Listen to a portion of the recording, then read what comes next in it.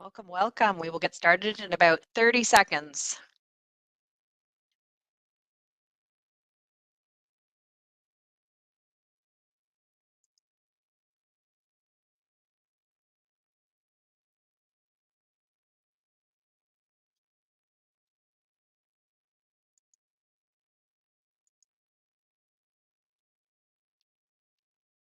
Okay, I don't see any more names filtering in, so I think everyone who was in the lobby is now in, so I'll get started. I will welcome everyone to Oak House October and Beyond. So I'm Krista Thompson. I've been introducing these sessions. This is our final session of our 5 sessions of our annual series. Today's theme is Can We Prevent What We Can't See? Before we begin, though, I will turn this over to my colleagues at OCAL, Kate Witka and Holly Houston, and they're going to just discuss the 16 days of activism against gender-based violence. Thank you, Krista. So as Krista just mentioned, we have just entered 16 days of activism against gender-based violence. This is a global campaign adopted in 1991 calling for an end to violence against women and girls. The 16 days of activism begins every year on the 25th of November, which is the International Day of the Elimination of Violence Against Women. This past Monday, November 25th, the UN updated their statistics to note that around the world, a woman is killed by her partner every 10 minutes. Last year in Canada, a woman is killed by her partner every other day. Towards the middle of the 16 days of activism in December is December 6th, which is the Canadian National Day of Remembrance and Action on Violence Against Women. December 6th is also the anniversary of the École Polytechnique massacre, also known as the Montreal Massacre, in which 14 women were killed in 1989 for choosing to pursue post-secondary education. Some choose to wear a white ribbon to mark this day. The 16 days finishes on the 10th of December, which is International Human Rights Day, and the anniversary of the UN adopting the Universal Declaration of Human Rights in 1948. This was the first document to say human rights should be fundamentally protected. Stats Can reports that 44% of women have been or will be victims of intimate partner violence, including mental or psychological abuse. All forms of intimate partner violence and gender-based violence should be condemned. Again, as mentioned, in Canada, a woman is killed by her partner every other day. Some are at a greater risk of violence, including young women and girls, Indigenous women, lesbian, bisexual women, trans, and other gender diverse people, rural, northern, and remote girls, and women and girls living with disabilities. To learn more about the 16 days of activism against gender-based violence, the Government of Canada has a website that you can find by opening your browser and searching Canada 16 Days of Activism Against Gender-Based Violence, and we'll post the link in the chat as well. From here, you can find the link to the Canadian Day of Remembrance and Action on Violence Against Women. Due to the tragic murder of nurse Laurie DuPont while at work by her former partner, Ontario enacted laws to expand and enhance domestic violence and intimate partner violence protections in Ontario. In addition, the Occupational Health and Safety Act requires that the employer take steps to prevent violence and harassment in the workplace. To learn more about the requirements in Ontario, please search Ontario Preventing Workplace Violence, and we will also post the link in the chat. Intimate partner violence and gender-based violence must always be condemned. We also hope you'll take a moment on December 10th to privately or publicly commit to uphold all human rights everywhere, including work. Thank you, Kate and Holly, for that. Those are some very surprising to me statistics that were in there, very difficult topics. I think it's important. Most people attending today are from Ontario, and the Ontario legislation is something we should be proud of. If you are not in Ontario, I hope that your employer exceeds your minimum best practices with best practices that can help to ensure our work is a safe workplace.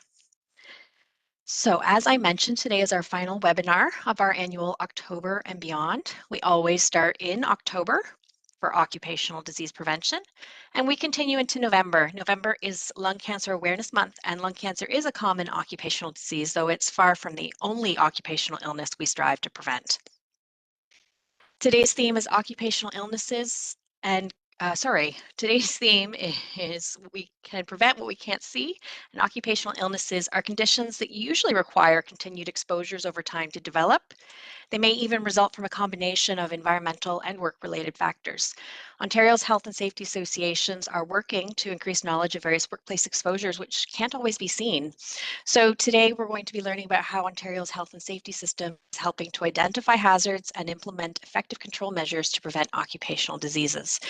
I'll also mention that near the end of the session, we'll put a link in the chat for you to provide feedback via survey.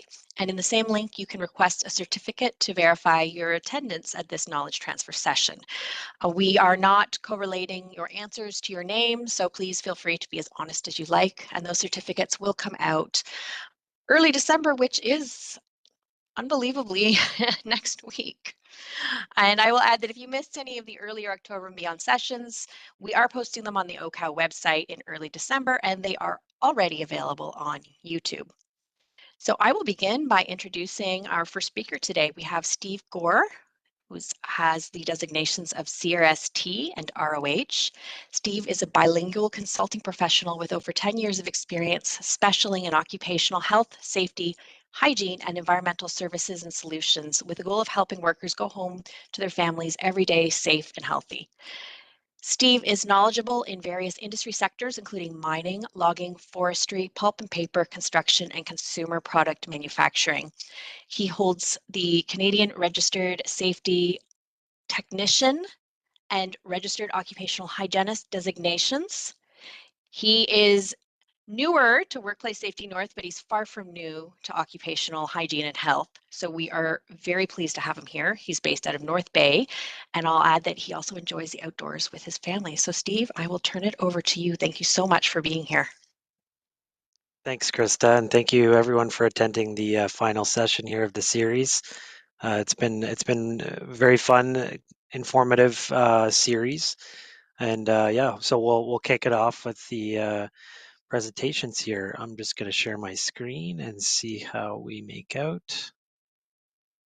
Let's see here.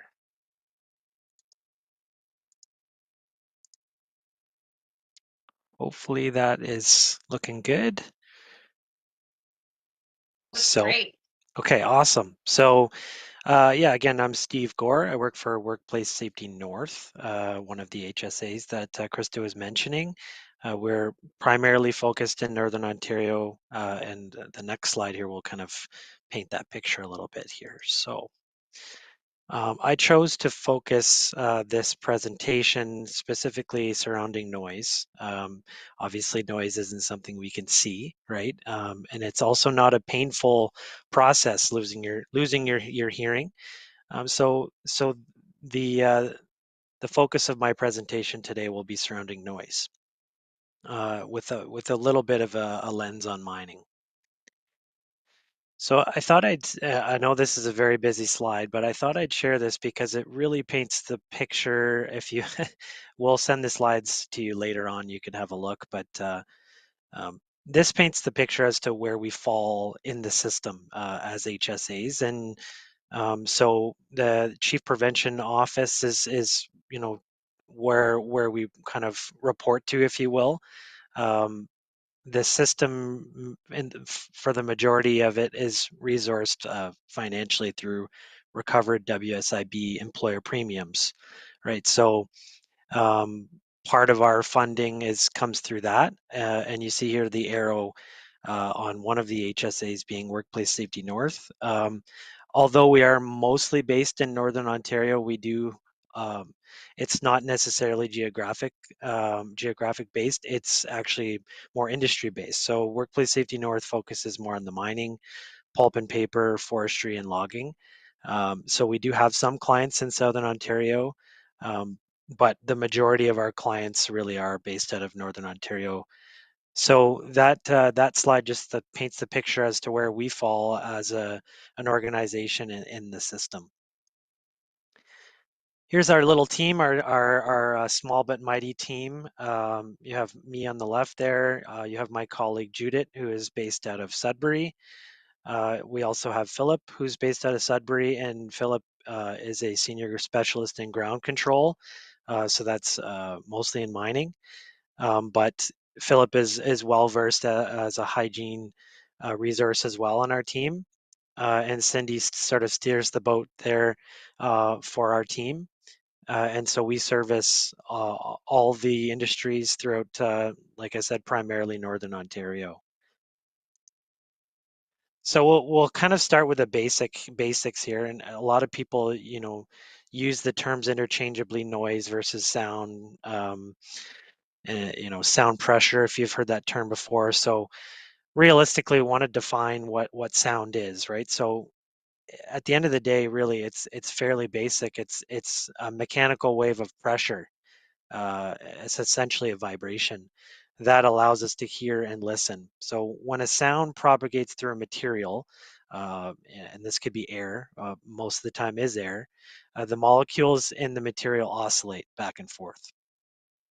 These oscillations are transferred from each molecule to its neighbor, so it's like a chain effect essentially, allowing the sound to propagate. So that wave is propagating through that material. When the oscillations reach the ear or a sound detecting device, for example, it makes a membrane oscillate. And then when these membranes are in our ear, the bones oscillate, the brain can interpret the oscillations as sound. So since sound relies on oscillations of particles to propagate, sound can't travel through a region where there's nothing to oscillate. So sound requires a medium to propagate, and air does this as well. So sound is classified as a mechanical wave. And in this sense, noise is also a type of sound. So sounds are essentially vibrations, right? And at times they can't be heard. Now, the difference between sound and noise, realistically, a noise is still a sound. It's just considered undesirable. So it's a sound that we don't necessarily want to hear, right? And the greatest example of that would be, if a ringtone of a cell phone could be considered as sound by the owner of the phone because they love their ringtone, but someone else might not like the ringtone and consider that noise. So here's a slide that I wanted to just cover what the difference between the sound level, the actual amplitude, and also the pitch, right? So the wave itself, the amount of waves that you can fit into a specific period of time is what's considered the frequency. So a higher frequency has a wave, more waves in a certain period of time than others. So that green line would be a higher frequency, higher pitch noise, like a whistle, for example, whereas the blue line would be a more bass kind of frequency, a lower frequency. We also have loudness, right? So the actual height of the wave is considered the amplitude, and that we measure in decibels. And again, it all relates to pressure. So we hear the term sound pressure level. That's the main sort of unit that we use. So I wanted to cover how that noise is very unique in the sense that it's not a linear exposure, or it's not measured as linear. The data itself is not linear. It's actually exponential. So every time we increase a decibel level of 3, if we're using an exchange rate of 3, the loudness doubles. So I have an example here. You might have a jackleg in mining, and this is a photo of a worker using a jackleg underground. That jackleg might be producing a noise level of 115 decibels. But if we, go to another work area where we measure 118, that's 3 decibels louder, and so technically that's actually twice as loud. So it's an exponential, and that makes it a little bit more difficult when it comes to analyzing data, which I'll talk about a little bit later. But arguably, mining is one of the most noisy industries. There's several pieces of equipment. The actual act of milling and crushing rock itself is extremely loud, right? So we have open pit and underground applications, ore and waste rock truck traffic. So those huge haul trucks that you may have seen pictures of or seen in person, carry 300 300 tons of rock. Screening, milling, crushing, I mentioned, jackleg, bolting, any type of compressed air tools. There's a lot of tools in mining that use compressed air. And then you have truck and trail traffic bringing consumables in and out of a mine site.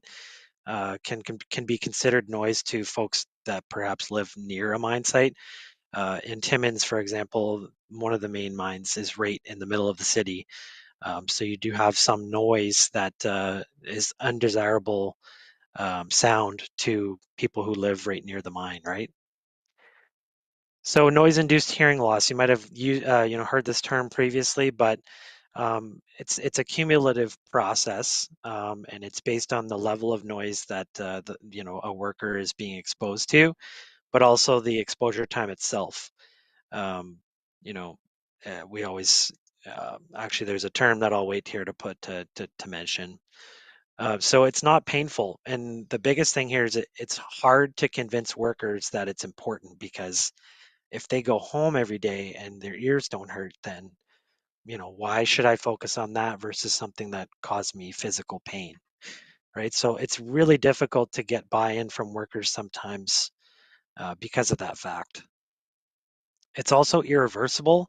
This is something that not everyone knows. There is no surgery for reversing noise-induced hearing loss. So once you lose your hearing, that's it. You can get a hearing device that might help you, but the actual damage itself is already done, right? So the key thing here is to avoid noises that are too loud, too close, or that last too long.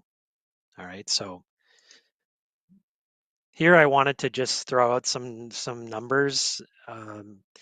Sometimes we don't actually know how loud certain things are. If some person might think something's loud, but another person might not, and their sensitivity and their hearing, it's kind of a gray area.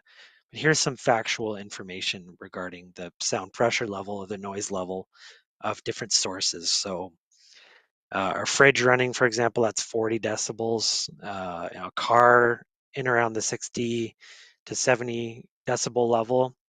You have helicopters, if you've ever been really close to a helicopter, that's in around the 100. Police sirens at 120. That'll certainly wake you up or catch your attention, right? Fireworks, 140. That just gives you an example of, if you've ever been to a fireworks show, you might have, your ears might be ringing by the end of it. Again, keep in mind, an increase of 3 decibels is a doubling.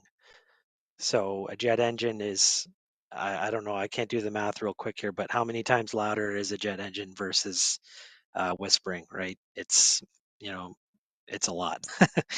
It's not a linear curve here. It's exponential. So keep that in mind. So in Ontario, we have an 8-hour average criterion of 85 decibels. So throughout your shift, if you've been exposed to some noise levels that are lower than 85, perhaps a little bit higher, at the end of your 8-hour shift, if you've been exposed to 85 decibels or higher, and you weren't using any type of hearing protection device like an earplug or an earmuff, then technically you were overexposed to noise on that day. So here's a really useful graph that kind of shows you how long it would take for you to reach that average in a shift. So for example, if you were standing by a machine for half an hour that was emitting 97 decibels of noise, it would only take you 30 minutes to reach that average, and you would already have been exceeded the noise, that average criterion for the day. Now, if you were wearing hearing protection during that time, you would have obviously had a reduction of the exposure to the ear itself, and we're going to go through that, right, and how hearing protection devices work. I'm going to talk about some health effects. A lot of people don't understand that it's not just, potentially noise-induced hearing loss and losing your hearing. There's a lot of other stuff that can happen as a result of exposure to high noise levels. Stress being one of them. I know me, when I hear something really loud and I'm trying to focus, it causes me to have a little bit of stress, right? You want to reduce that noise as much as possible. Even as a fun example, when I'm doing dishes and my Alexa's on, and my wife's trying to talk to me in the background, I scream, Alexa off, you know, and I'm sure some of you can relate to that, where you just need quiet to be able to focus, right? So high blood pressure, speech interference, hearing loss, obviously we talked about. Sleep disruption, this is huge. This is a huge thing. If you're in a noisy environment all day long, research has shown that you will have a hard time, you know, falling asleep, and you'll be sort of irritated, and it can cause fatigue being exposed to high noise levels, and eventually potentially lost productivity as a result of those things. So auditory effects, we just talked about hearing impairment, noise-induced hearing loss, but non-auditory, physiological, and psychological stress, you know, realistically, we just covered this for the most part, right? Quality of life for workers and their families can be affected by noise exposures. So the different types of auditory health effects, I figured maybe we would go through them. So acoustic trauma is more from something like a blast, or a gunshot, for example. That's a sudden hearing damage that is certainly irreversible. Um, So super important to be, you know, for example, if you're a hunter, wearing hearing protection is super important. Me personally, in my teenage years, I never wore hearing protection when I used to go hunting, and I'm 32 now, and I actually have hearing loss as a result of that. When I do audiometric testing, it's very clear that I have hearing loss in my left ear as a result of not wearing hearing protection. And here I am, an occupational hygienist, preaching to the choir, but you know, I didn't listen. I just didn't know when I was that age. So if you have kids maybe that are getting into that, you know, very important to wear hearing protection for that. Tinnitus, some of you might have experienced this before, where you have a ringing or a buzzing in your ears, especially if you go into a loud environment and come out of that environment, you'll notice a ringing. Temporary hearing loss. So this will occur immediately after exposure, but there is a gradual recovery if you're removed from the noise, and complete recovery may take several hours. So this isn't necessarily considered irreversible, but certainly it's more of an acute effect of high noise levels, whereas permanent hearing loss is more progressive with continued noise exposure. And we see this obviously in workplaces where you go day in, day out, go to work, work your shift, and come back. And if that noise level's been high through several years, then that's, if you weren't protecting your ear, or your controls in the workplace weren't sufficient, then that's where you end up seeing permanent hearing loss in workers. So here I just have a graphic of temporary membranes in the ear that can recover from a noise exposure. On the right, you see this sort of irreversible damage of tissues and membranes in the ear, that can't be repaired.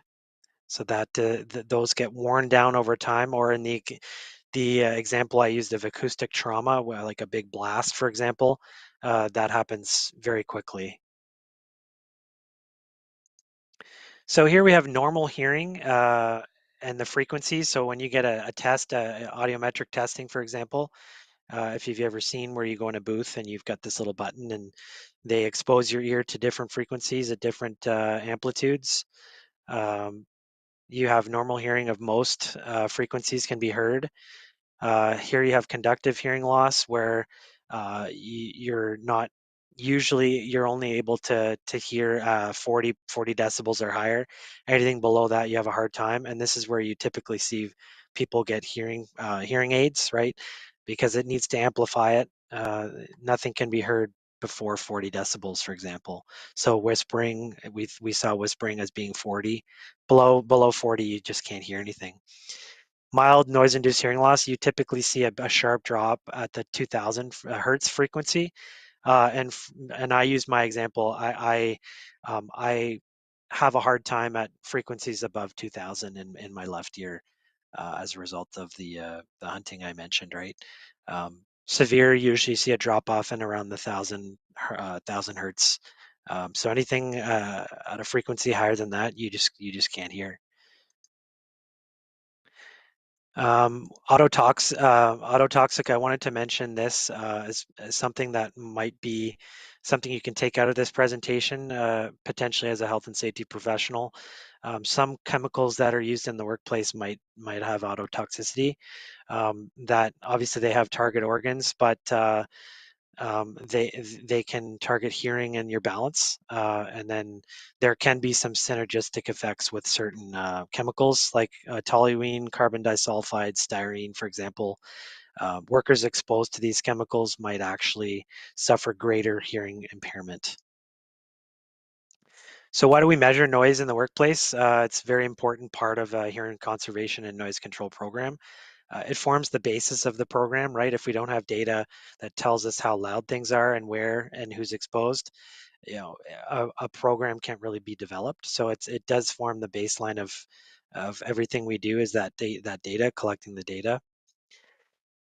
How do we measure it? Typically, we're measuring the sound pressure level, right? So I used that term earlier. Really, it's just the noise we're measuring. And the choice of instrument depends on the type of noise we're looking at, whether it's a stationary noise or if it's a worker moving around in a workplace. So I threw up a CSA standard that you can look up after the fact if you're interested, that talks about how to measure noise effectively, right? So a good way to determine whether you might have a noise problem in your workplace is that the noise is louder than maybe a busy city traffic. You might have people having to raise their voice when you're talking to someone only a few feet away. Workers may complain that they're having to, listen to the radio louder or the TV louder. After a few years of working at the workplace, they might find it's difficult to communicate in a crowd or a party, or people are just hearing ringing in their ears when they leave work. So here I want to quickly highlight the difference between a sound level meter, which a lot of people usually have or they rent, and a dosimeter, and it's important. It's an important distinction. The sound level meter takes the sound pressure level at one instant in a particular location. So if a worker is stationary, working in the exact same location all day long, then this might be actually a useful instrument, because the worker isn't moving anywhere. You can get an average over the shift. You can measure that effectively. It doesn't really matter how the sound level meter is pointed. The microphone's designed to capture essentially a 360 noise level sound source. Whereas a noise dosimeter is a small light device that is actually worn by the worker, right? So it's typically on the, as close to the ear as possible. We like to set them up, and they store noise level information, and they carry out an averaging process. So it's essentially a computer that's collecting this noise data, and it's averaging out over the shift. And that's how we have to actually measure noise in the province, according to the noise regulation 381. It's regulated on an average basis, right? So that dosimeter is doing there's a fancy calculation in the noise regulation that this dosimeter just does all the work for us. And the person's changing location. So if you have a worker who's moving around all through your facility or your workplace, you want to look at a noise dosimeter that they're going to wear for the shift, right? So here you have a noise, a graph essentially of a noise dosimetry data point, that over 8 hours you see the level kind of go up and down, right? But then you have an equivalent sound level that there's no level there, but that line is essentially what the average was. You were below it, you might have been above it for a while, but that average is what we're looking for here. And if it's above 85, typically you want to investigate and figure out why. And at that point, you would also probably want to implement mandatory hearing protection until you can figure out a way to control that noise, which I'll talk about shortly. It's important to note that when you get dosimetry data from a dosimeter, you're given a decibel level, so 85 for example. You can't do data analysis on that decibel level data point. You actually have to convert it into dose.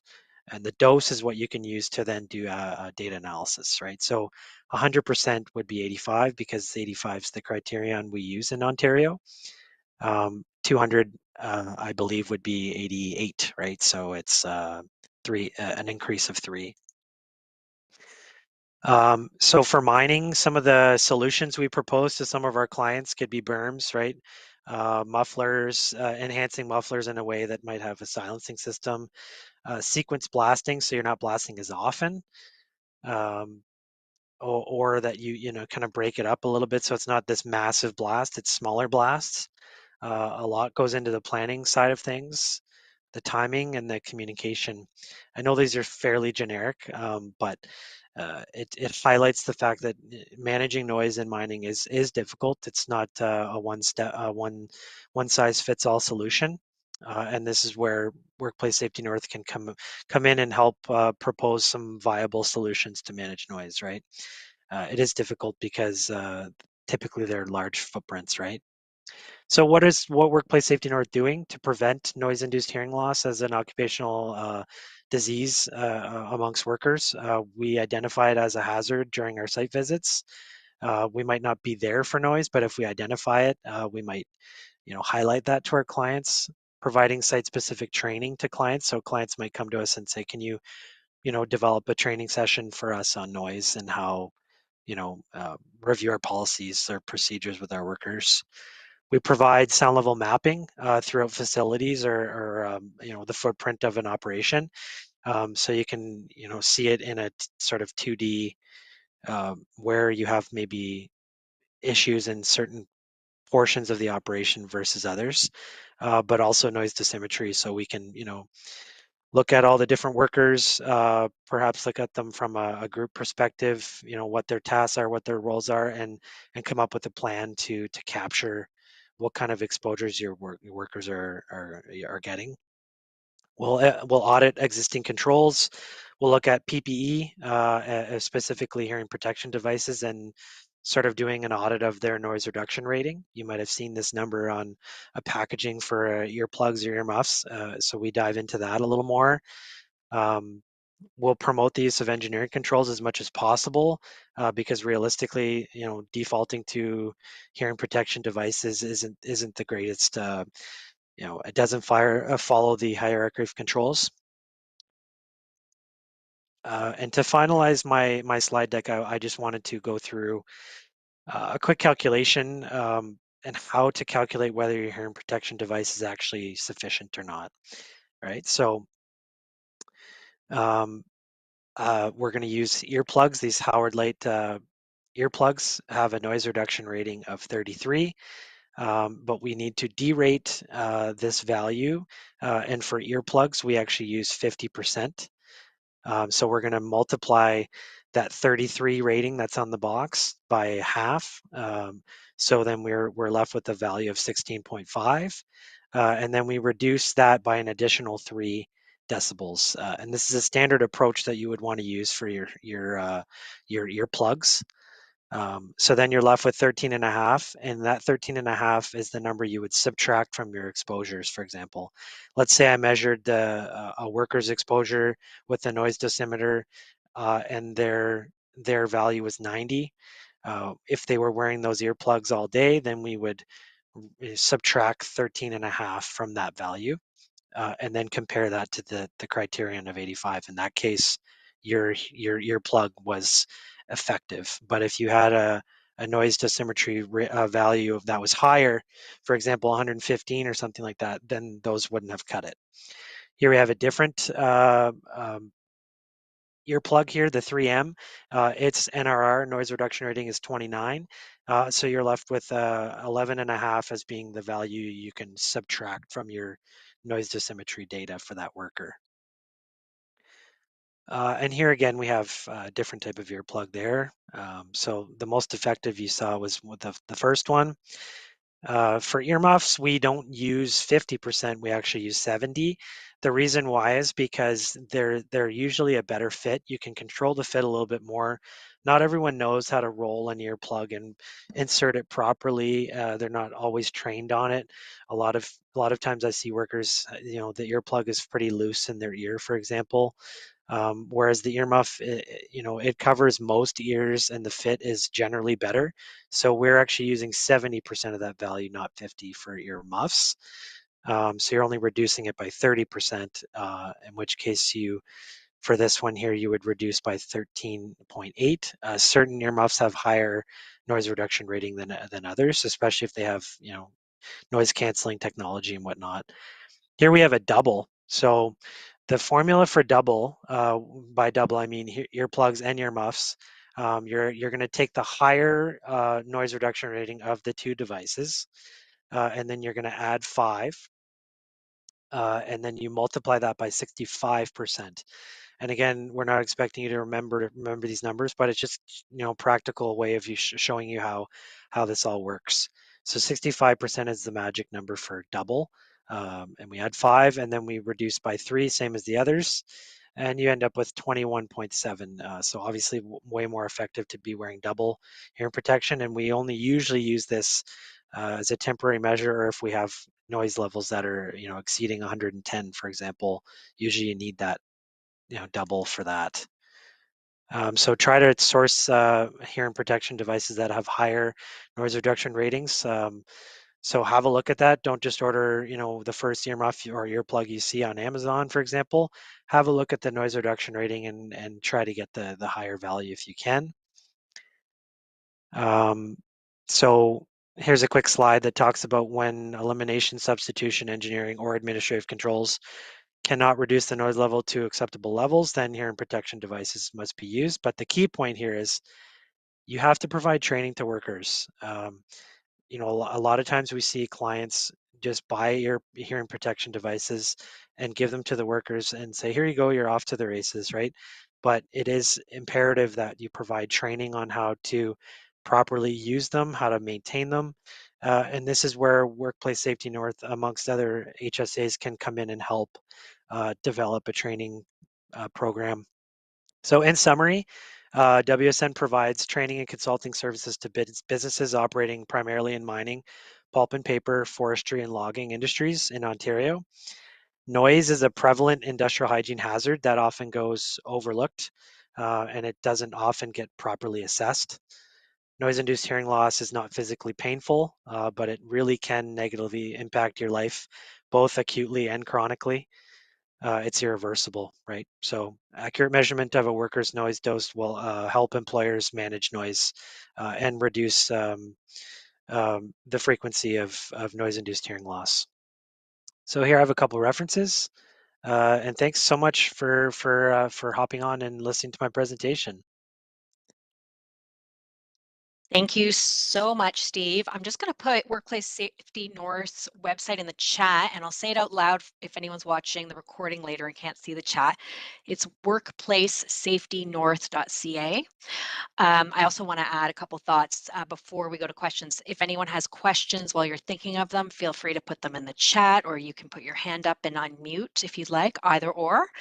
I will just read the questions from the chat. But a couple thoughts. I'm really glad that, Steve, that you mentioned that earplugs are supposed to be the last resort, and that is written in the expectations in Ontario. And I'm really glad you did the derating calculation, because I've done that for people before, and they're always surprised at how much less protection you actually get than the NRR on the box or on the packaging. It's a lot less. I have also been, I'm sure you have too, in areas that require double hearing protection.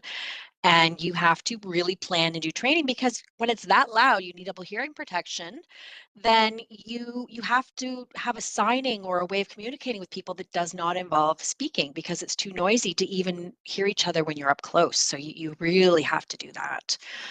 So I'll just read that Kimberly O'Connell put in the chat, happy to have Workplace Safety North and their northern reach to occupational illness and prevention in Ontario. So that, yes, that is very important. I think if you've ever worked or been up north, you know that up north they often feel that the south forgets about them. And I do think that's sometimes true.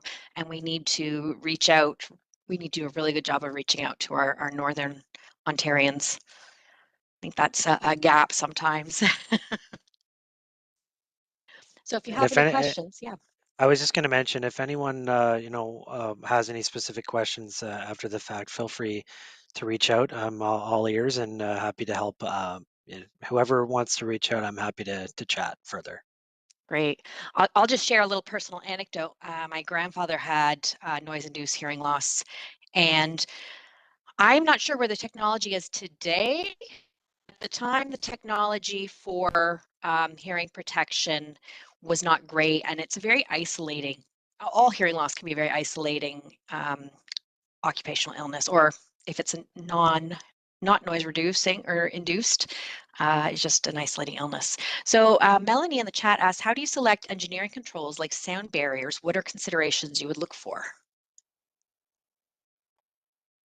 Sorry, I wasn't anticipating the question there. Sorry, can you Yeah. repeat the question, Krista? Of course. How do you select engineering controls like sound barriers? What are some considerations you might look for? That's a great question. I think it depends on the noise level. First and foremost, um, I would, before even looking at engineering controls, I would focus on the elimination or substitution. Can that machine or equipment be eliminated? Can we bring it outside versus inside, where the workers aren't?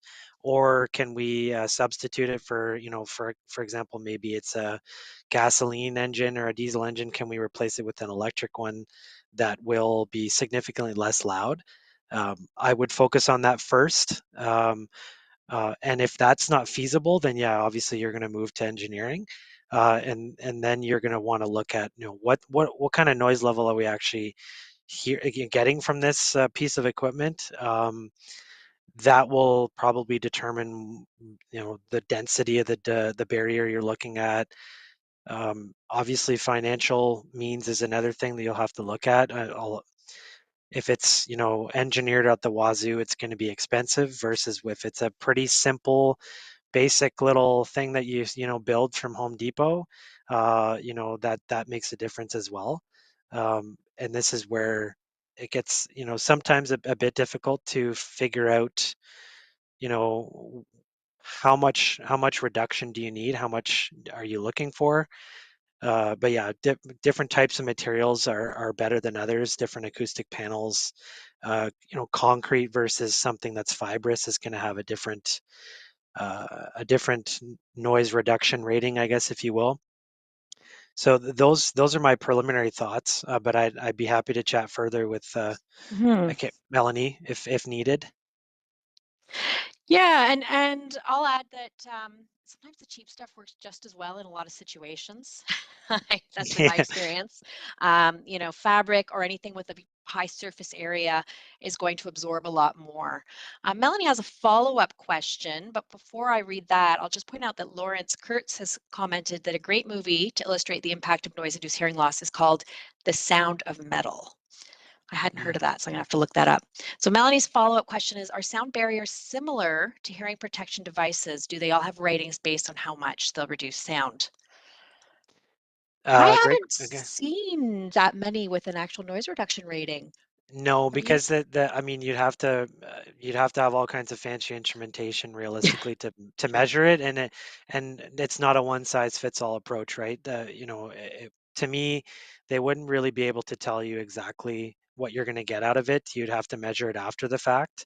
Whereas, hearing protection devices, that typically they're measured in a lab setting. They're able to standardize how they're measuring it across the board. But anything more dense, I think realistically will probably have a greater effect in sort of capturing that noise in a box, if you will. So great questions, though. Not Yep. something I've necessarily thought about. So yeah, for sure.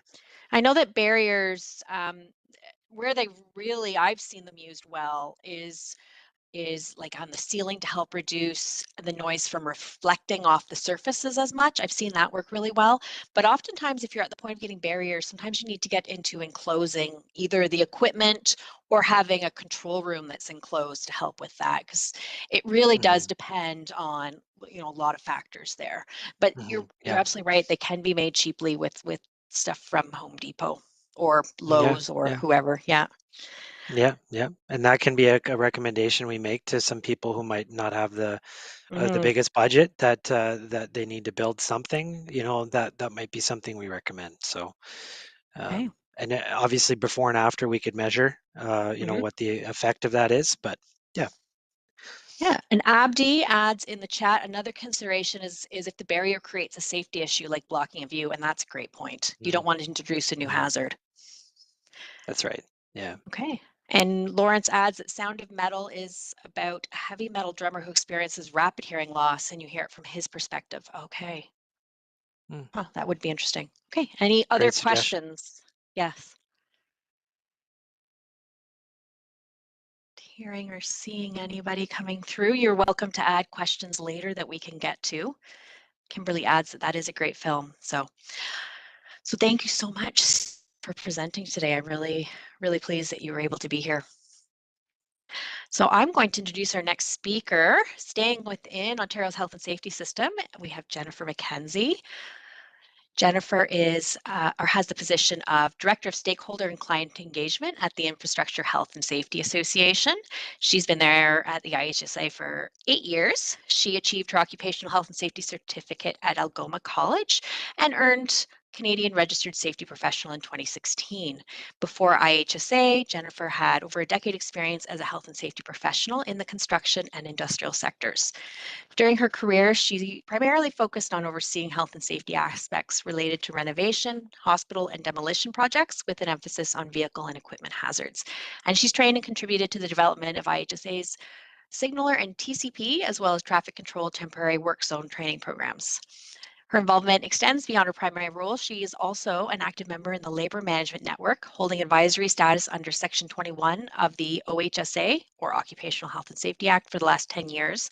She's also been engaged in the CSA Group Research Advisory Panel meeting for women and PPE research, which is very important because PPE does not always fit women the same as it does men. You can't just shrink it down. And she chaired the Health and Safety System Partners of Eastern Ontario Committee and served as a management representative on IHSA's Joint Health and Safety Committee. Additionally, Jennifer holds the role of alternate member on IHSA's Mental Health Committee and serves as chair of the Canadian Federation of Construction Safety Association's National Construction Safety Officer Committee. So we are so very lucky to have Jennifer here today. Thank you, Jennifer. Thank you, Krista, and thank you for having me. This is wonderful. I'm just going to get my screen shared here. Can you just let me know, make sure you can see that okay? I can see that just fine. Wonderful, perfect, thank you. Thank you very much for having me. I really appreciate everybody taking the time to kind of learn about occupational health and also what we do throughout the province. So just to give you a little bit of an overview of who IHSA is, in case you're not familiar with us. So IHSA, the Infrastructure Health and Safety Association, is one of the health and safety associations in Ontario. We serve particularly the following industries: so construction, electrical utilities, aggregates, natural gas, ready-mix concrete, and transportation. And our focus is on workers and keeping our promise to provide them the tools to work safe. So as part of Ontario's health and safety system, we are recognized by the Ministry of Labour, Immigration, Training and Skills Development, the Ministry of Colleges and Universities, the Ministry of Transportation, and the Workplace Safety Insurance Board as designated trainers and consultants. So you can be rest assured that the training you get from IHSA does meet our regulatory requirements and compliance standards. We also work very closely with our industry partners and labor associations through the Labor Management Network, which is an industry-based advisory council and has 2 provincial labor management safety committees that have Section 21 status. In addition, we are also participants on the Occupational Illness Prevention Steering Committee, involved in the Co-Exposures Project Advisory Committee from the Occupational Cancer Research Center, and as well on many CSA committees.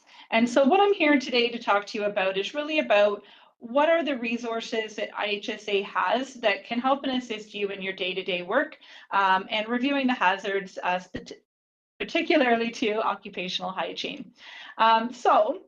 Wanted to open it up. I'm sure many of you have heard about Ontario's silica control tool. So wanted to just mention a few of the resources that we have to help and support the reduction of silica exposures in the workplace. So we do have a dedicated webpage that has many different resources, including a frequently asked questions on silica itself, as well as the silica control tool. We have a link to our on-demand webinar on how to use the tool, as well as the direct link to the tool. In addition, our occupational hygienist, Jasmine Kalsi, has been traveling the province, presenting and promoting this tool to our labor management committees, as well as other interested organizations or groups, and has participated in many conferences, including the NCSO conference as well. So we're really trying to get the word out about, one is people being able to identify the silica hazard, and then realizing that there are many tools and resources available to them to help and control those exposures. In addition, we have our occupational health topic page. So we have a whole topic page specific to occupational health, which, as you can see on the screen, includes information on legislation and guidelines that are available that workers should know about. Key biological hazards, chemical hazards, and physical hazards. And each one of these will take you to a whole host of different resources to help you address each one of them. So we know on the construction side, washroom hygiene has been a huge discussion over the last many years. So we are continuing to add a whole host to our washroom hygiene, as well as many of the other subjects that you can see here. With that being said, for those of you that are coming particularly from the construction sector, is stay tuned. We are hoping to have our FAQ out on some additional washroom hygiene requirements that are now in effect as well in legislation. So stay tuned. Hopefully next week you'll see some new resources available. In addition, we have safety talks. So we have, as you can see, a whole host of safety talks on many different hazards. Some of them you can see that are fairly new. Many of them have been around for a while, but have been regularly updated. So we haven't included the new, but we have updated them. So just kind of, some of the things that people may not always think about. Obviously, we know infectious disease. We've had a lot of discussion on that over the last few years, but insects, bites, and stings, looking at different poisonous plants. And I know we're getting into the winter months. However, these are things that we do need to plan in advance for when we are looking at the work that we're going to be doing in the area that we're going to be doing it in. So many different safety talks. These are ones that you can print off, and then supervisors or workers or joint on safety committee members can utilize to help them have that discussion with the workers. In addition, we have many e-learning courses. So the e-learning courses that we have will provide you a certificate at the end of it. So right now we have one on carbon monoxide in construction. We have heat stress in construction, basic skin care in construction, as well as asbestos awareness, basics of silica, and then occupational health in construction as a general e-learning program. So we are continuing to add e-learning courses as they become available to our e-learning platform on our website. So please feel free to continue to check in regularly. And if there's something that you don't see and you're like, hey, I'm really looking for a new resource, I'm looking for information, is reach out to us, because we have Jasmine and we also have an occupational disease labor management committee that is always working on new resources that the industry is looking for, and we'd be more than happy to help build new resources for you. In addition, we have a few instructor-led courses. So these are courses that are only available in person, which include our asbestos abatement supervisor, as well as our asbestos abatement worker programs. And then our asbestos worker and construction hazard awareness program, which is a half day. This is very similar to our e-learning program. However, it is in person. And this is really about giving individuals a generic overview of what is asbestos? Where can it be found? What are the different types of abatement? What should we be seeing when we are looking at asbestos abatement happening? It doesn't give you the ability to do the abatement. You would have to do the work or the supervisor program. But it does give you a really good general awareness as to what is asbestos and where can we find it. And I always say this is one of, I think, my favorite courses, because you walk out knowing where it could be, which is the first step in being able to recognize a hazard, is knowing where that hazard may be hiding. So in my opinion, this is one of the really good courses that I would recommend to anybody who realistically is working in a workplace that is potentially older, doing any type of renovations or construction activities. We also have a podcast channel. So if you haven't listened to our podcast, we have almost 100 podcasts currently right now, and continuing to add every couple of weeks.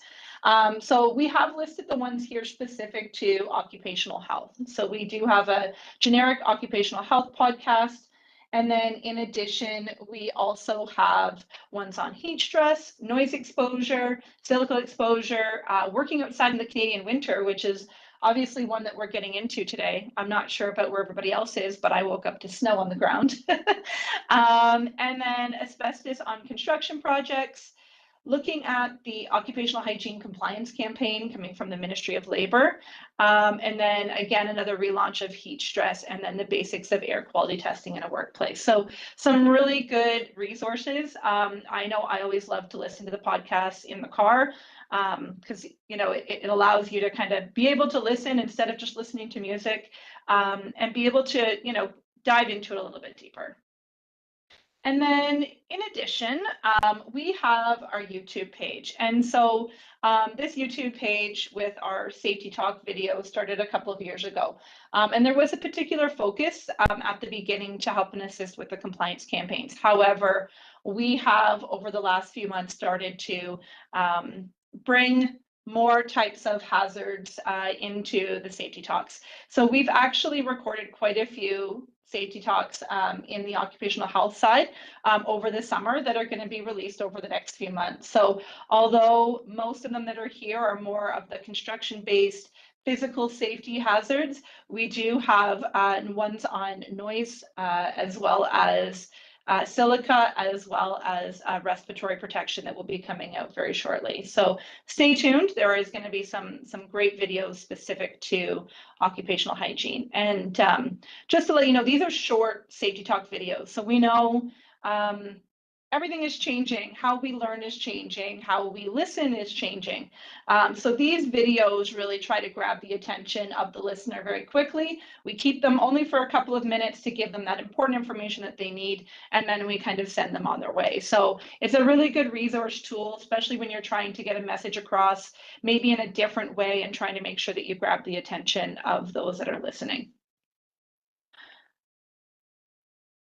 At IHSA, we also do a couple of different types of assessments, and these are specifically done with Jasmine.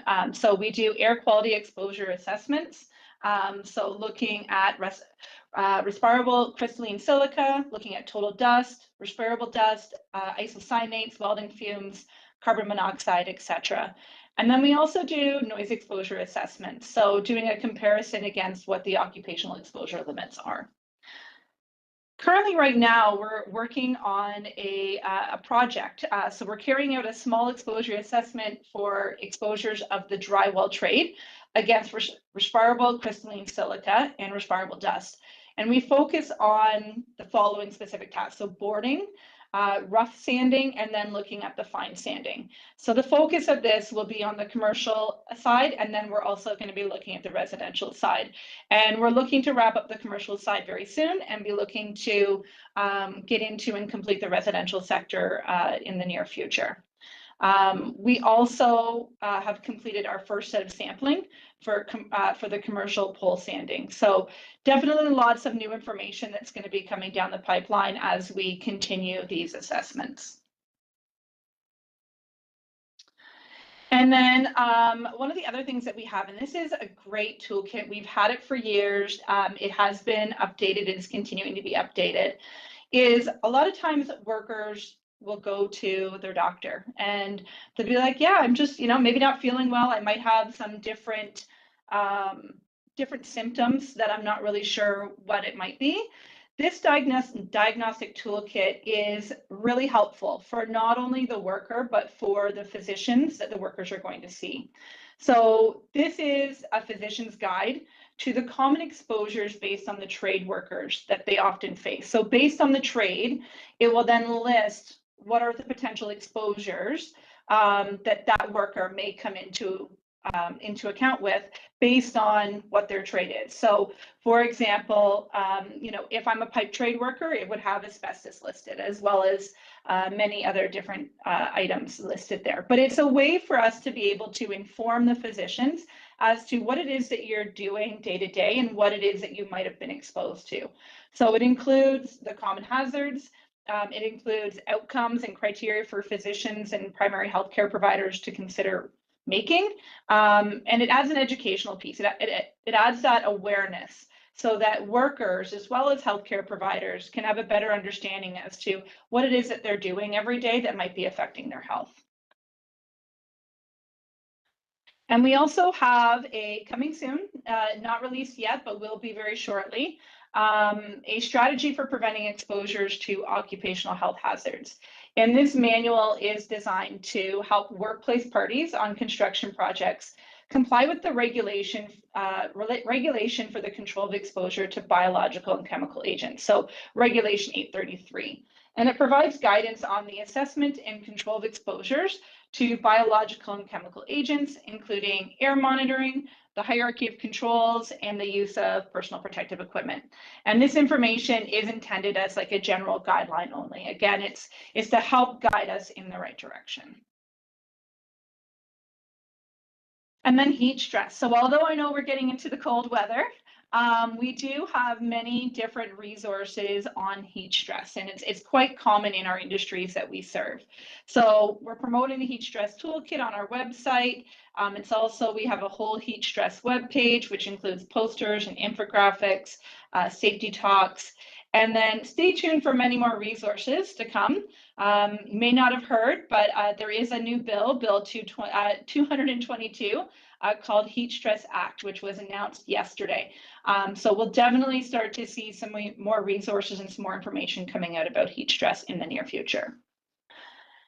And then I just wanted to bring to your attention a new campaign that we're launching. So we did launch this last week with a full launch coming in the next couple of weeks. But I wanted to just kind of give you a high-level overview. So we have a new campaign on See Something, Say Something. This is to align with our Keep Your Promise. So if you're familiar with IHSA, we've had a Keep Your Promise campaign going on for many, many years, which has been about workers keeping their promise to their loved ones to return home at the end of the day. So to ensure that you're working safe.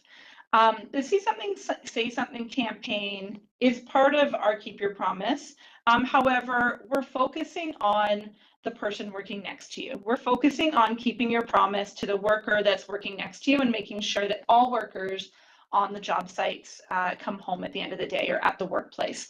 And this is really, it is for all sectors, and I'll show you some highlights here in a minute. But it's about, I'll tell you where this came from. So this came from a coroner's inquest where earlier this year we had an inquest where it was determined that a worker saw an individual working unsafe and chose not to say anything because that person was not part of the other individual's trade, wasn't part of their employer, their organization, didn't feel that he had the duty to report it. And so out of that coroner's inquest came this call for action to change the culture in workplaces, to promote the safety of everybody, and to ensure that workers are reporting unsafe hazards or concerns. So what we have is we have a call to action where we're hoping that employers through all sectors are going to pick up this campaign and implement it. So we have a call to action which provides some information on how you can support the campaign as an employer, how you can share a call to action. And then we also have two guidelines, a guideline for the employer as how they can try to change the culture in their workplace, And then we also have one for the workers on providing them different avenues to report unsafe hazards or unsafe concerns. We know that not everybody feels comfortable maybe reporting it to their supervisor, but that isn't the only avenue, that isn't the only option for reporting a concern. We have a safety talk on why speaking up matters. We have posters to put in your workplace with, as you can see here on the left-hand side, is I promise to say something when I see something. And then we have 2 stickers. And again, the one sticker is just kind of the overall campaign of the Keep Your Promise. The second one is really where we're hoping that employers and workers are going to utilize it to demonstrate their commitment to ensure that they are going to promise to say something when they see something unsafe. So we're really looking to change the culture in the workplace to ensure that hazards and concerns are being reported before a fatality or an injury occurs. And so to support it, we also partnered with Threads of Life and developed 5 short but very impactful videos on the messages from families who have lost a loved one due to an occupational illness, disease, traumatic fatality, and what their story is, but also what their message is. So I will say a little trigger warning is if you are watching them, they are only about 2.5 minutes long, but they will pull on your heartstrings, and that is the intent, is to get people thinking about that I need to make a change, or I need to, you know, speak up and say something.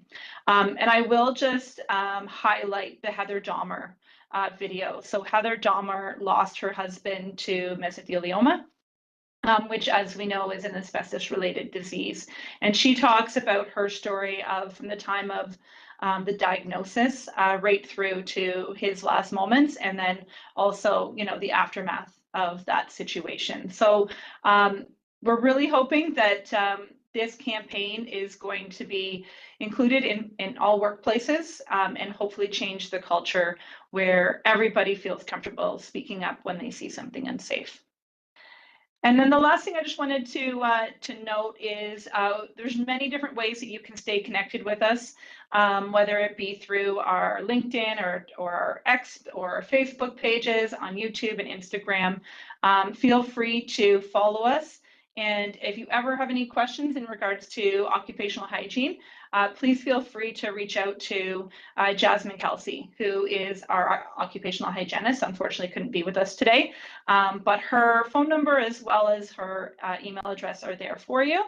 And the slides will be available to you. I have provided them to Krista, so they will be available for you, so you can have all this information as well as the QR codes and the contact information.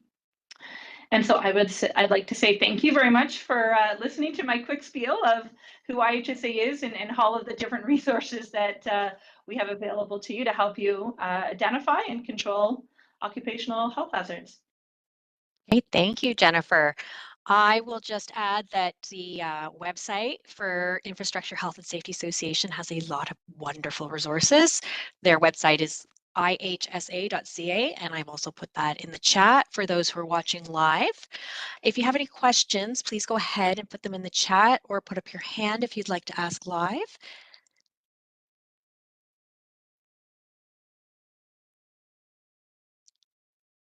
I'm on the IHSA website semi-frequently because, I mean, they're good resources. I use them too. I did not know everything you went through today, so that was that was a really great primer. And there's a lot, right? And it's all like, you know, I gave you kind of the high level overview where you can go and find it, but there is so much there. And like I said, we're continuing to build resources. We have a committee dedicated to occupational disease and looking at how we can prevent it. So if there are any type of, you know, resources or topics that you're looking at, and maybe they're not there, or you're looking for something, is feel free to reach out to us. We're always looking to make sure that we have the resources needed to support the workplaces. Okay.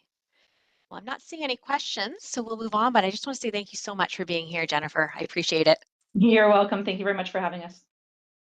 Okay, so I will introduce Kelly Fernandes. Kelly Fernandes is a certified industrial hygienist and occupational hygienist at WSPS, bringing over 15 years of experience as a health and safety professional. Kelly excels in a variety of occupational hygiene projects, including worker chemical exposure assessments, indoor air quality, and mold assessments, noise assessments, program development, and respiratory fit testing. Kelly holds a Bachelor of Science in Honors in Biology, a Master of Science in Environmental Plant Physiology, although she humorously admits to not having a green thumb, so I can relate there, and a post-diploma degree in environmental engineering. So Kelly is passionate about health and safety, and she's excited to present today and hopes you find this information helpful and empowering. So welcome. Thank you, Kelly. Thank you, Kristen. Thank you so much for having me. I appreciate it. Just a thumbs up that we're good.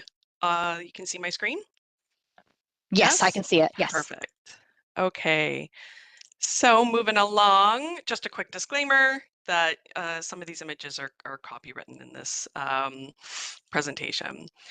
So quickly gonna go over the topics. Of course, we're gonna talk about who WSPS is, a brief introduction into chemical exposure assessments, and talking about some of the regulations. But the meat and potatoes of this presentation is really peeling back behind the curtain to see what goes into a chemical exposure assessment and diving deep into the sampling strategy and how that sampling strategy, that scoping, helps protect workers from occupational illness. And we're going to look at some safety data sheet and go through a little exercise, and then discuss what you could expect on an assessment day. And hopefully we have some time for Q&A. So WSPS is another one of the health and safety associations that make up the health and safety system in Ontario. Very similar to IHSA and WSN, we provide similar services. However, we work in the province with sectors, the manufacturing sector, agricultural, and service sectors to provide a variety of health and safety solutions. So we support our customers to help protect the workers and, of course, then meet health and safety regulatory requirements. Those requirements are there to help protect the worker, and that's our passion. We do this through a variety of services, such as consulting services, one of those being an occupational hygiene chemical exposure assessment, which we're going to be discussing today, as well as providing training, resources, tools to ensure that every worker goes home safe every day. And here's my most wonderful team of hygienists that provide services throughout Ontario. And each and every one of them has amazing technical experience, and their passion for health and safety, inspires me as well. So the purpose of this presentation is to share how occupational hygienists reduce occupational illness through exposure assessments. We will discuss a little bit more about an exposure assessment, but mainly we're doing that before the assessment, and how we develop the sampling strategy and how that assists in reducing occupational illness by assessing exposure to the worker.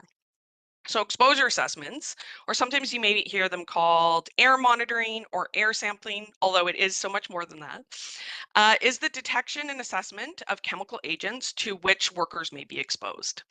The purpose is to determine the actual exposure levels and determine what controls may be required. So thinking back to Steve's assessment presentation, he's talking about noise and noise controls. Very similar, we want to implement those same controls to chemical agents.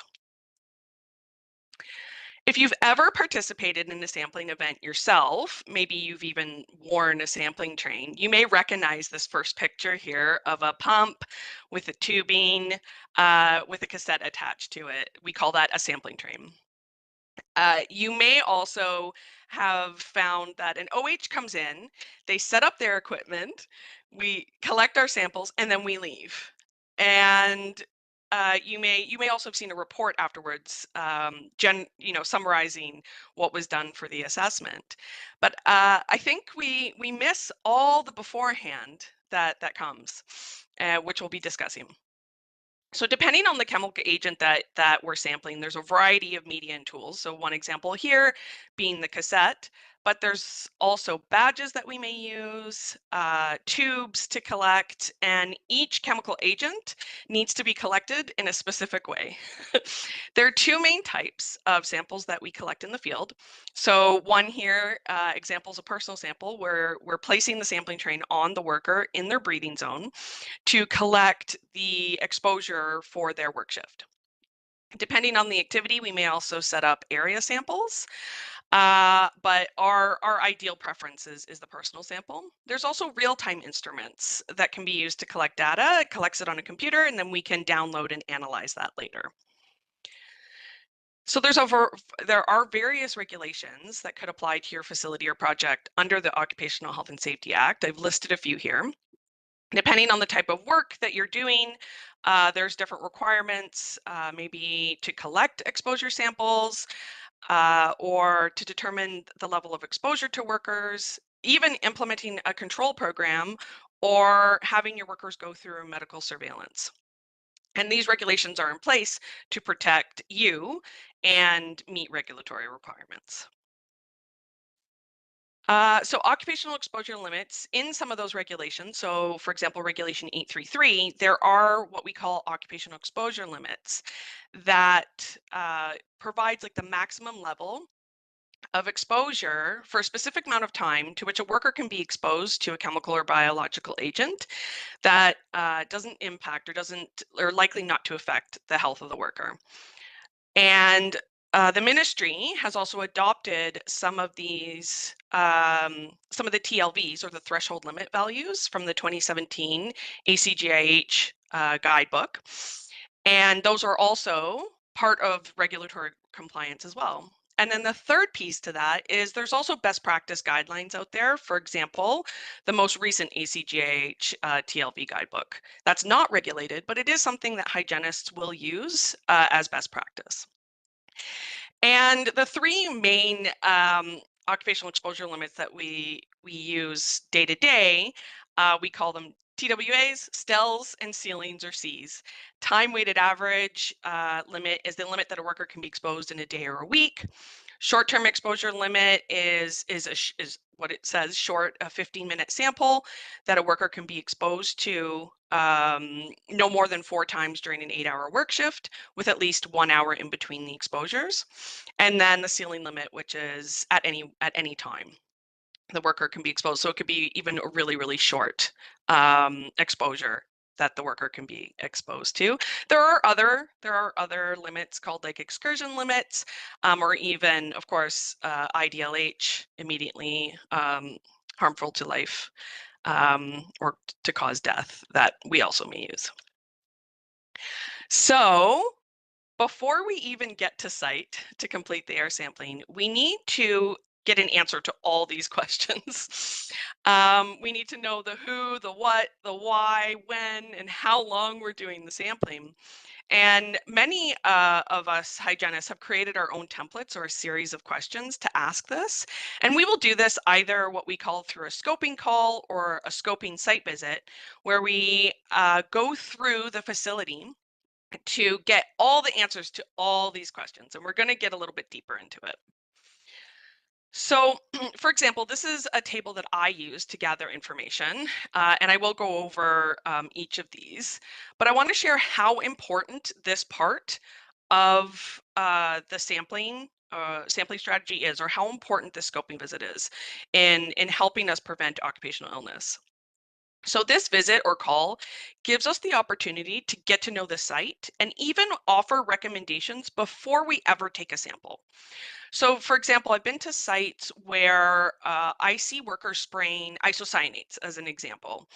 And even before I come to take a personal sample to determine the exposure, I can transfer the knowledge to the workers and to the employer about how to protect the worker and ensure that workers are, for example, properly using their supplied air, or that supplied air needs to be implemented to protect the worker. Another example is I've been to sites that have engineering controls or local exhaust ventilation, where the LEV or the local exhaust ventilation is supposed to be pulling the contaminant away from the worker's breathing zone. However, how the worker is set up within that space, it's actually being blown in their face and behind them. So right away, we can have that conversation and ensuring that we just change the position of the worker and the way the work is done to ensure that we are protecting the worker and that engineering control is being used properly. We also may identify something that isn't on anyone's radar. So I've been called in, for example, to look at dust in a facility where I realize that the hazard is really noise. My concern is the noise. And so, we'll do sampling for the dust and we'll do sampling for noise. And the dust was well below regulatory limits, but it was the noise that was really the concern. And so we're able to help guide the employer and the workers to ensure that we're protecting them from, like Steve was talking about, noise-induced hearing loss. So I'm just going to quickly go through my list here. So in order to answer some of those questions that I had on the previous slide, I need to know how long the shift is. Shift start time, I need to show up on time to ensure that we're getting the samples on the workers. Are there any ministry orders that we should be made aware of? We want to ensure that we meet the requirements of those orders. And then the bulk and potatoes is trying to build that sampling strategy and understand how and when we're going to sample. So we need to understand what processes you have on site. Do you have welders? Do you have someone assembling? Do you have someone painting? We're then going to group those workers into those individual exposure groups and figure out how many workers are in the facility or doing those tasks, learning about the tasks of each group so that we know, oh, is it something they do all day? Is it something that they do that snapshot? So you can tie it back to, okay, time weighted average all day or a ceiling limit is that snapshot. As well as within those tasks, determine what products they're using so that we can ensure that we are capturing the right chemical agent that could potentially they could be exposed to.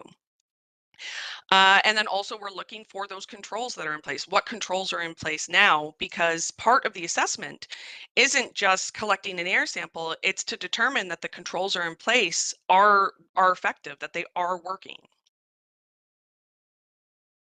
So hopefully you're starting to see the connection between, okay, what to sample. We need to know what processes, who is doing the work, when to sample, how long to sample, how many samples, how all of this information gets collated so that we can develop a sampling strategy. And now let's do a little example. So once we've gathered all of the information, we can start to look at what to sample. So for today, we're going to use an example of a worker pouring products into an inking process or inking machines. After we've gathered all of the information and I understand the process and the task now of what this worker is doing, I need to know, what is that product? What are they pouring? And so I'll ask for the safety data sheet so I can look at the ingredients. And there are other situations where I may not need an SDS, or just from experience, I know what to sample. Like, for example, if I walked into a bakery and they're using wheat flour, I know that I'm going to sample potentially flour dust or general dust, inhalable and respirable particulates not otherwise specified. That's a fancy way of us saying dust. We like to use our fancy words as hygienists. So we will look at the ingredient lists and look at like the CAS numbers and the percentages to help us start guiding us of what we should sample. And now, now that I have that information, I need to know, how am I going to sample? So I've identified that I'm going to sample for propyl alcohol and propylene acetate, but how long am I going to sample? What tools am I going to use? And so the next thing we may look at is occupational exposure limits to help us decide. So looking here, you can see that propylene alcohol has a time-weighted average limit, but that N-propyl acetate also has a short-term exposure limit. So for that particular agent, I want to, this worker is doing this task all day. He is going to different machines and pouring this product. So I'm going to want a long-term sample on him to cover the majority of his shift. But then I also want to look at the specific task that he's doing. And in my example, the task of him filling up the machine takes about 15 minutes. So I definitely would want to put a short-term sample on this worker to capture that task as well. And to compare to these occupational exposure limits. So I'm starting to build my assessment. And for example, what if this worker did this task for 15 minutes or a day, or only did it a few times? Another option would be to take those shorter 15-minute samples and then calculate the time weighted average, what the average would be over the whole day. So we also need to determine how we're going to collect the sample with respect to the methodology. So the regulation gives us clear clarity on the types of methods we should be looking for. For the most part, we end up using NIOSH and OSHA to collect our samples. And there's an example here from NIOSH on how to collect the sample. So continuing with this example, the method gives us clear instructions on the equipment we need, the media we need to use, even the flow of a pump, or the use of a badge, and the length of time. Even the length of time, it may have a restriction. We may only be able to get a certain amount of time, so then we have to collect additional samples throughout the shift. But even after all of this, we also assess risk. So we can't sample everything potentially in a facility all at once, or it may not even make sense to sample something, especially if the agent isn't airborne or there isn't another way for the worker to be exposed. So we have to prioritize, and we want to focus on the highest risk. And so we have various tools that we may use, but there's also a tool available to everyone that even you can use, and it's called the CHAP tool, or the Chemical Hazard Assessment and Prioritization.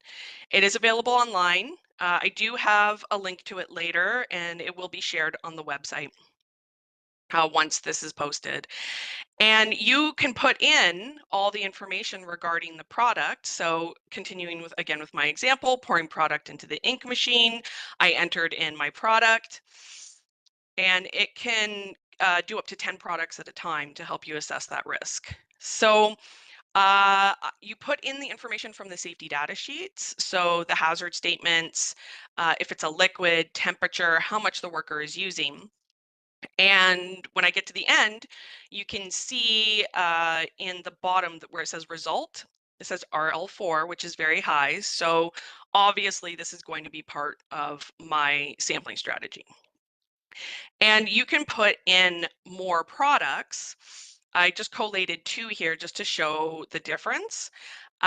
So I definitely want to sample product 1, but maybe product 2, since it has a lower risk, I'm not going to include that. Assume I would definitely probably have more products here than just 2 to sample, but that would be lower on my sampling strategy, but I want to sample that first product. And you can see here that there's some recommended control approach. So the special one, essentially what that means is reach out to a hygienist to help you assess and control that hazard, which means doing the chemical exposure assessment and ensuring that the controls are effective. So speaking of controls, Steve brought this up in his session. So I just wanted to go over some examples. I will be very quick. Going through the hierarchy of controls. So Steve talked about elimination and substitution. So similar to chemical exposures, can we remove that product from our facility? If not, could we substitute it? Maybe instead of using that particular product, maybe a water-based one that doesn't have the same hazards could be used in the inking machines. If not, then we want to look at our engineering controls. Few examples I have here. I have a worker cutting with some water to keep the dust down, and the worker on the top, there's a HVAC, there's a HEPA vacuum attached to that takes the dust away from the worker. You see here that these workers are still wearing PPE. Depending on the controls that we have in place, we still may need PPE. and we'll get there. Next is awareness and administrative controls. So that training, the training piece that WSN and IHSA and WSPS do can be part of the controls. And then last but not least, we have personal protective equipment. And this is another piece to that exposure assessment that we also assess. So a lot of times when we talk about chemical exposure, of course, we think of air exposure, but there are other ways. So we also want to ensure that, for example, that worker that was pouring, what if they weren't wearing gloves and short sleeves? They potentially could get exposed through their skin. So we want to ensure that they're wearing their gloves, that their skin is covered, that the gloves are correct. So we will also assess that information in our chemical exposure reports. So it's so much more than just air. We're assessing the controls that are on site all the way from engineering to PPE. And the last piece I just wanted to remind everyone, if you're familiar with the hierarchy of controls, is that we have that decrease of effectiveness. You can imagine if I eliminate the hazard from my site, that is going to be a lot more protective than a personal protective equipment where it may fail or the worker isn't using it correctly. Steve brought up a great point about hearing protection not being worn properly. When worn properly, it can protect the worker, but if not, it's not going to be as effective. Similar to respirators, the right pair of gloves, all of it. So, what to expect on assessment day? So, after all of that stuff that we've done in the background and maybe already provided recommendations before we show up on site, when we do show up on site, we want to invite the joint health and safety worker representative to be there at the beginning of sampling. They can ask any questions that they may have, or even help us maybe make some changes on sampling day. Maybe there's something that we wanted to focus on, assuming that we have the equipment that we need, and we may make some adjustments, or production is down in one area. Okay, tell us another area that would be similar. We have this similar discussion with the workers and learn about their tasks in the areas and explain to them what they're going to be wearing for the day. We observe the work, observe the tasks, review the controls, and of course, we do our sample checks. We need to ensure that the sample is not covered up. For example, if my hair is covering up the badge, I want to ensure that that's not happening. Of course, my hair should be tied back, so that's a really bad example, but that, the equipment is running, the pumps are running, that everything is proper. And we also want to capture most of the shifts. So the worker will be wearing the sampling train for a majority of their shift. We may not be able to capture all of it just because of setup and teardown, but we try to capture at least 75% of the shift. And that's even if the shift is not 8 hours, we're going to then sample longer to capture. We want to ensure that we're getting that representative portion of the shift and a representation of the tasks that the workers do to get that exposure. And similarly, for the short-term samples, again, we want to ensure that we're capturing that task. I'm not going to put the short-term sample on the worker while he is inputting information into his computer. I'm going to ensure that that is on him when he is pouring and dispensing. And I have a list of tools here and resources that are available. Similar to IHSA, we have a bunch of resources that you can access on our website, and the links to the CHAP tool. I also provided a link to the table, the current occupational exposure limit table. So the one that you may know in the green book is shorter than the full table, but you can access it here, and we'll post that as well. And then some information on the e-laws, and another good resource is the ministry website as well. I provided my email here. If you have any questions, please reach out to me. And last, how can we help? So, of course, we can do occupational chemical exposure assessments, noise assessment, indoor air quality assessments. That's more focused to office spaces. We do designated substance assessment. We have some prepaid projects and resources as well. So In line, similar to IHSA, we're doing a silica program right now for customers in manufacturing countertop, and we're collaborating with OCal, which is fantastic, to provide services to ensure that those workplaces are compliant and protecting those workers. So if you have any questions about that, also please reach out. And we do respirator fit testing, of course, any policy or program review or development, and training as well.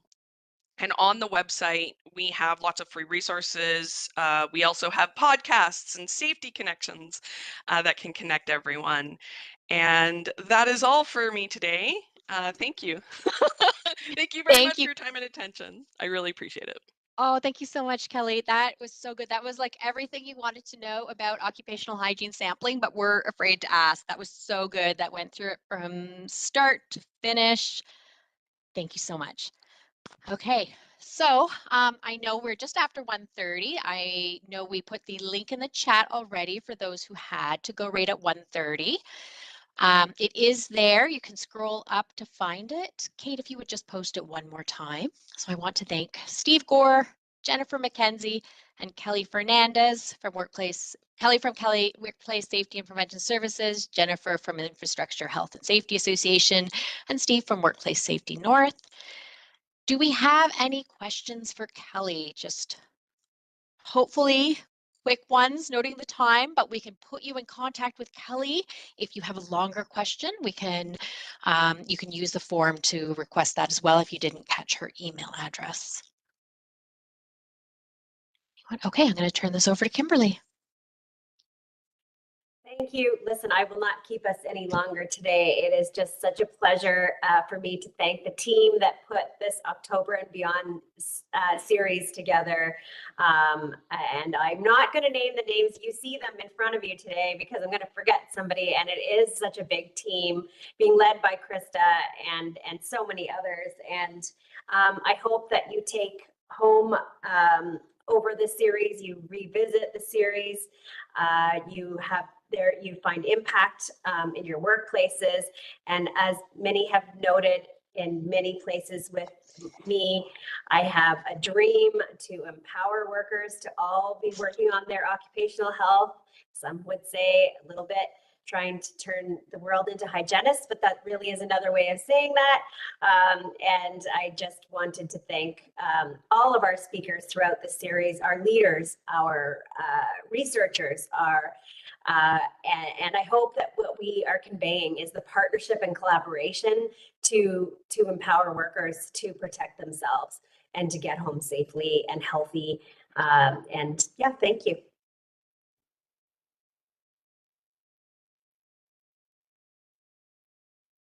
Wonderful. Thank you.